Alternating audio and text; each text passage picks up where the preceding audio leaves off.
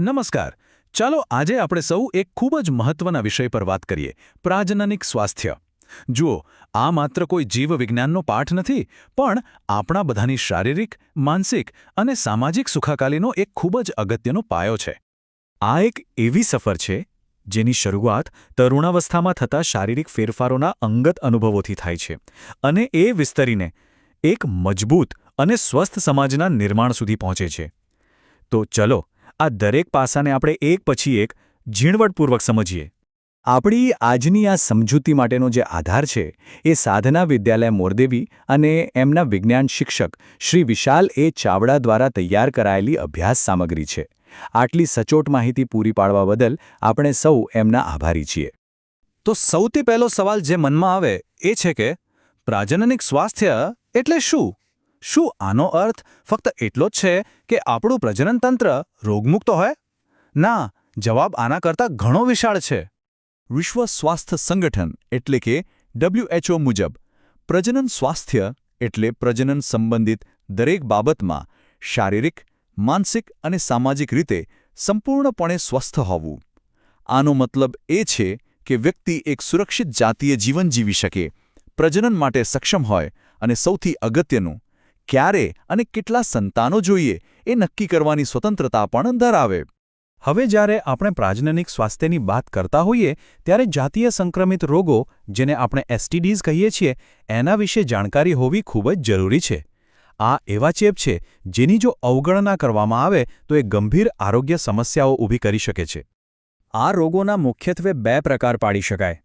એક છે જીવાણુજન્ય એટલે કે બેક્ટેરિયાથી ફેલાતા રોગો, જેમ કે ગોનોરિયા અને સિફિલિસ, અને બીજા છે વિષાણુજન્ય એટલે કે વાયરસથી થતા રોગો, જેમાં મસા અને એક અત્યંત ગંભીર રોગ HIV/AIDS નો સમાવેશ થાય છે. હવે અહીંયા એક ખાસ વાત સમજવા જેવી છે. આ બંને પ્રકારના ચેપની સારવારમાં ઘણો મોટો તફાવત છે. જે જીવાણુજન્ય ચેપ છે એ સામાન્ય રીતે યોગ્ય એન્ટીબાયોટિક્સથી મટી શકે છે, પણ જે વિષાણુજન્ય ચેપ છે, ખાસ કરીને HIV, એ એકવાર શરીરમાં પ્રવેશી જાય પછી એની સારવાર ખૂબ જ જટિલ બની જાય છે. એટલે જ કહેવાય છે ને, સાવચેતી એ જ શ્રેષ્ઠ ઉપાય છે. આ બધા રોગોથી બચવા માટેનો સૌથી અસરકારક અને સરળ ઉપાય છે નિરોધ, એટલે કે કોન્ડોમનો ઉપયોગ. એ માત્ર ગર્ભધારણ અટકાવવા માટે જ ઉપયોગી નથી, પણ HIV જેવા અનેક ગંભીર ચેપ સામે એક સુરક્ષા કવચ પણ પૂરું પાડે છે. અને હા, આ એક એવી જવાબદારી છે જે બંને સાથીઓએ સાથે મળીને નિભાવવી જોઈએ. ચાલો હવે આપણે પ્રાજનનિક સ્વાસ્થ્યના એક બીજા મહત્વના પાસા તરફ આગળ વધીએ. એ છે ગર્ભનિરોધકની પદ્ધતિઓ. આ પદ્ધતિઓ કુટુંબ નિયોજન માટે અને વ્યક્તિગત સ્વાસ્થ્ય જાળવવા માટે ખૂબ જ નિર્ણાયક ભૂમિકા ભજવે છે. સૌથી પ્રચલિત પદ્ધતિઓમાંની એક છે અવરોધન પદ્ધતિ.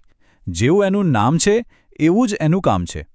આ પદ્ધતિ શુક્રકોષ અને અંડકોષને શારીરિક રીતે મળતા જ રોકે છે, એક અવરોધ ઊભો કરીને, અને કોન્ડોમ એ આનું સૌથી ઉત્તમ ઉદાહરણ છે.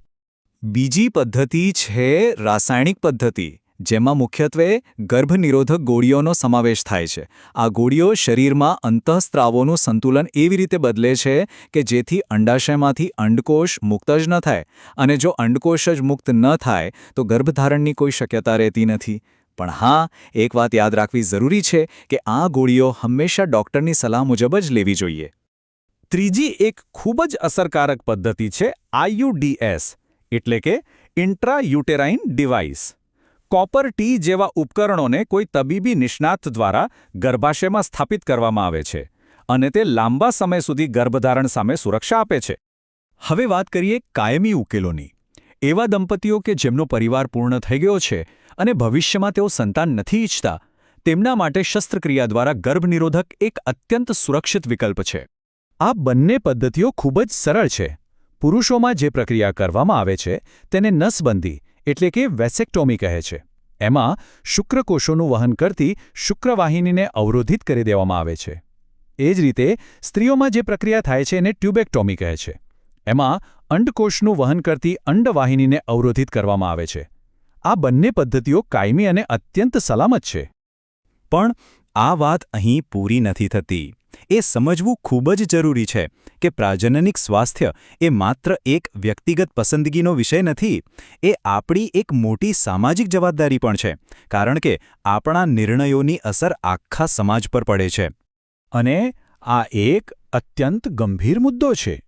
આપણા દેશના કાયદા મુજબ ગર્ભમાં રહેલા બાળકની જાતિ જાણવી કે જણાવવી એ બંને સજાપાત્ર ગુનો છે. આ કાયદો કન્યા ભ્રૂણ હત્યા જેવી સામાજિક બદીને જડમૂળથી ઉખાડી ફેંકવા માટે બનાવવામાં આવ્યો છે. આ કુરીતિનું પરિણામ કેટલું ભયંકર છે એનો અંદાજ એ વાત પરથી લગાવી શકાય કે કન્યા ભ્રૂણ હત્યાને કારણે આપણા સમાજમાં દીકરીઓની સંખ્યા ભયજનક રીતે ઘટી રહી છે. આ જે જાતિગત અસંતુલન સર્જાઈ રહ્યું છે એ આપણા સમાજના ભવિષ્ય માટે એક બહુ મોટો ખતરો છે અને એનાથી અનેક સામાજિક સમસ્યાઓ જન્મી શકે છે. એટલે આ બધી ચર્ચાના અંતે એક સવાલ આપણી સૌની સામે આવીને ઊભો રહે છે કે એક જાગૃત નાગરિક તરીકે એક સંતુલિત અને સ્વસ્થ સમાજના નિર્માણમાં આપણે સૌ શું યોગદાન આપી શકીએ? અને આનો જવાબ આપણા સૌના વિચારો અને કાર્યોમાં જ છુપાયેલો છે.